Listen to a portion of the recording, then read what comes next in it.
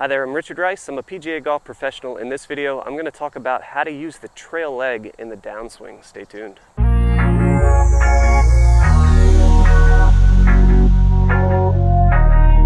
Okay, so we're going to talk about how to use the trail leg, problems that I see on a day-to-day basis in lessons. And then at the very end of this video, I'm going to give you 3 drills to help you work on that trail leg action. And let's really get in tune. All right, so let's start by talking about what I see on a day-to-day basis. The biggest mistake that I see in trail leg use in the golf swing is basically a move where the player gets to the top and then the trail leg or trail knee works in towards the lead knee too soon. And what we would call that is a lead side collapse. And you can see how it's really affecting the tilt of my spine, which in the end is going to affect the bottom of my swing arc. So this is going to make me hit lots of fat shots. For me as a player, it would make me hit lots of hooks and blocks. For other players, it may cause you to leave the face open and hit big slices out to the right or left for a left-handed player. But you know, I think identifying the problem is important, and then talking about how to fix it today is really where we're going to help you out. So we want to stop collapsing that trail leg. We really want to use that trail leg in transition and into the downswing to push and turn our bodies through and towards the target. We're not just doing that with the lead leg, we're using both legs to help turn the body through. All right, so if you are one of those players that's collapsing the trail leg and transition into the downswing, we want to start by looking at the position that you get into the top of the swing. Right, so if we have a player that lacks what we would call hand depth, right, here would be a lack of depth, here would be some decent hand depth. So that basically comes from the player better turning their body away from the target. So I'd recommend you start right there. Let's work on getting the hands more around the body. Let's get some hand depth at the top. Because if I lack depth, what I'm going to want to do is collapse my right side so that I drop that club back to the inside and I can still swing from the inside. So I see plenty of better players out there that lack hand depth and then they collapse the trail side, and it does cause them some inconsistencies. So work on that hand depth at the top. Let's make sure you're in a good spot. If not, we want to learn, you know, let's say you lack the range of motion to actually get around there. We want to learn to push with the trail leg instead of collapse the trail side, all right? If you're a player that lacks depth, we still need some sort of bump with the hips to drop that club to the inside, but you need to learn to push much like a pitcher would do on the pitching mound.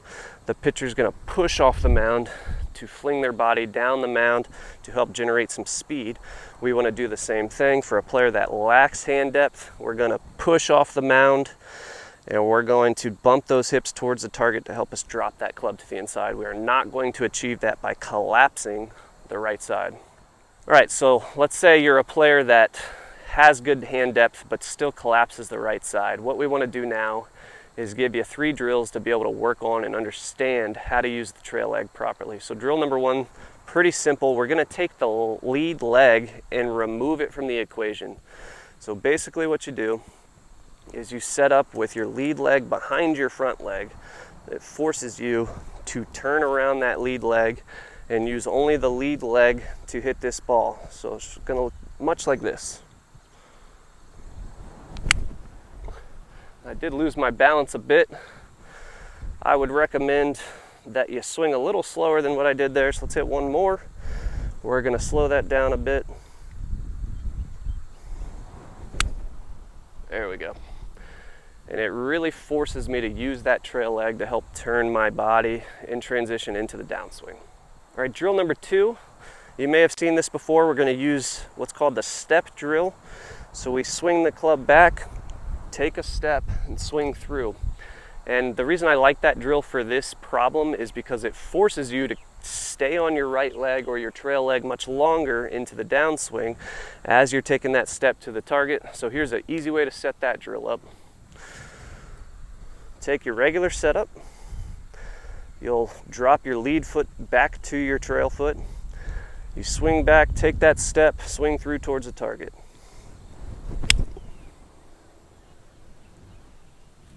So the last drill, it's something that we've seen before, but I want to make sure that you understand how it works and make sure that you're not doing it incorrectly to build bad habits. So what we do is we place this range basket between the knees, and our goal is to drop the basket in transition. Now, I am not dropping the basket by separating my knees on purpose. The basket drops because my trail leg stays back to support the right side of my body. As the lead knee starts to work towards the target, the knees separate a bit, and that creates enough separation to drop the basket out. Again, we are not spreading the knees apart. That does nothing good for your golf swing. So that drill is going to look like this. I do recommend you start by taking some practice swings, and then we can introduce the ball in there, hit some shots like this. Okay, so take that understanding. Let's get rid of that trail leg collapse. Let's learn how to properly use the trail leg to push and to turn, much like a baseball pitcher would use the mound to push and turn their bodies down and create some speed on that ball. So we're using the same thing to create some speed on our club head here. So use that trail leg, work on it, use these 3 drills. Let me know in the comments below if you have any questions. Thank you and have a great day.